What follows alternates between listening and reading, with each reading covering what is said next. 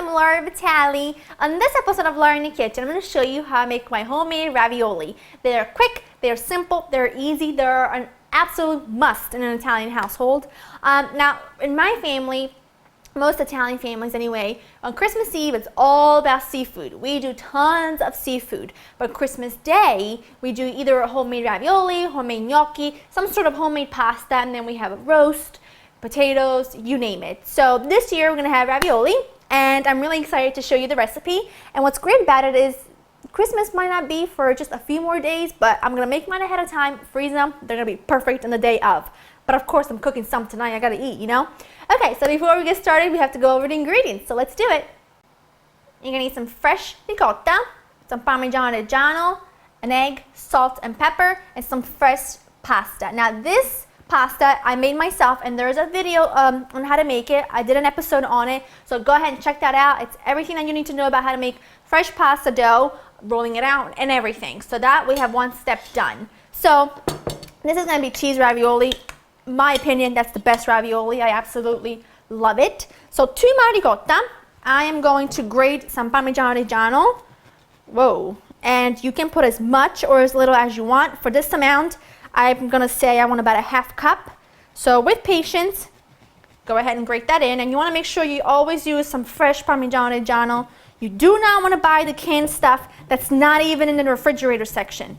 You know where that stuff comes from? That stuff comes from the factory where they make real cheese. It's the stuff that they sweep off the floor. That's not real Parmigiano. And we don't want to put any of that into our system. Come on. We want good stuff, right? If we're going to spend the money, I want to spend it on good stuff. So I'm going to season it with salt and pepper. Not too much salt, because remember, the ricotta and the Parmigiano is salty enough as it is. And then we need an egg just to bind everything together. Always crack it into a separate bowl to make sure there's no shell, there's no bad egg. So now just mix the entire thing together. And if you wanted to, you could put some shredded mozzarella in there, but we don't do that. We just put ricotta, and that's kind of all I know about it. Okay, so now set this aside because it's time to form the ravioli.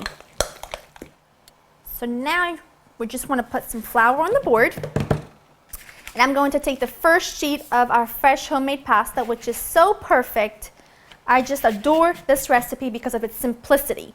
Now in here, if you want to do this by hand, which I'm going to show you a couple different steps, this is how we're going to do it. You're going to take some of your ricotta, okay, and you're going to just put dollops of it. You want to make sure it's just a few inches apart from each other.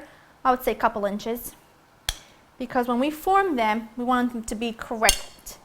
So now just take a little pastry brush and brush all around the edges, because you want to make sure that the other sheet sticks. It's not going to stick if it has nothing to stick to. So now you take your sheet and you put it right on top, making sure that when you do that, you give some room to get rid of any air bubbles, okay? Really important, if you don't get rid of your air bubbles, your ravioli are going to pop open as you cook them. Now this is a ravioli cutter. This is an old, ravioli cutter. It's a couple dollars. It's very inexpensive. If you don't have one, don't fear. You can just use, there's your ravioli. Use a knife. You can use a cookie cutter. You can use whatever you want, okay? But I'm going to go with one of these just because it really gives you the ideal ravioli shape.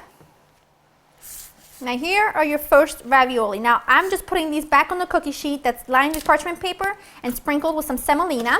Now this is your second option. This is a little ravioli, it's not a machine, but it's like a ravioli maker. It's so easy and simple. I got this years ago at some kitchen store. I can't even tell you where or what it was called, but this is ideal if you want to make them really, really fast, and they come out perfect and easy every single time. Basically what you do is you put your dough over the top, and you're going to have to probably fit it to make sure everything fits correctly, which takes just a little bit of more patience. And then you take the topper, and all you do is press it down, and the topper just gives you perfect little, like that. And then you just fill each one. You don't want to do a heaping tablespoon. You want to make sure everything's nice and flat. This makes slightly smaller ravioli, but they all taste the same. This is just all in one go type of thing. So I'm just going to continue and making the rest of these, and then it's time to cook them up so we can eat some dinner. Now all we do to this is just brush it with water right in the middle as well, because we want everything to stick. Take your second sheet, shake off any excess semolina, and just put it over the top, making sure if you're going to stretch it a tiny tad for it to fit, then that's what you're going to have to do, but pretty much they work just fine. Now this is really cool. You take a rolling pin and you just roll, just like that. It's like rocking and rolling, and you can see that the rolling pin is cutting the excess dough. So just take them out now. I have my ravioli formed. Now these are the ones I'm going to cook tonight. The rest of them I put in the freezer on a flat baking sheet just like this until they're frozen, and then you can put them in a Ziploc bag. But that's just going to make my life a lot easier on Christmas Day. So now I'm going to let these sit at room temperature on the counter for about 20 minutes or so. I want them to dry out a little bit before we cook them. And let these sit out for about 20 minutes, and I have some salted boiling water, and I'm just going to drop them right in. And these are literally just going to cook for a couple minutes or until they float. And when they float, I'm going to drain them, and then we're going to serve them up. All I've done is drain my ravioli. You want to make sure you drain them really well. And I'm just topping them with some basic tomato basil marinara, which you of course can find the recipe on Laura in the Kitchen. Top it like so. I'm so excited, I don't even know what to say. Grab a fork. Now I'm just going to dig right in.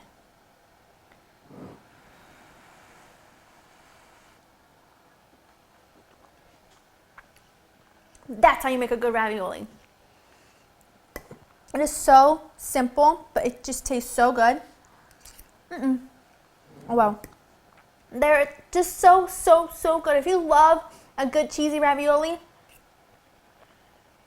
this is your next go-to recipe. They're so simple, it highlights everything a ravioli should be. They're not dense and heavy and just a bunch of dough in your mouth, which I absolutely hate. I despise it.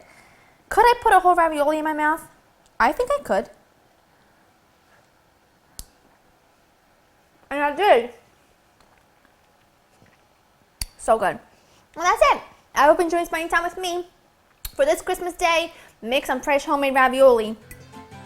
To get the recipe and others, go to www.laurainthekitchen.com, and I'll see you next time. Bye-bye.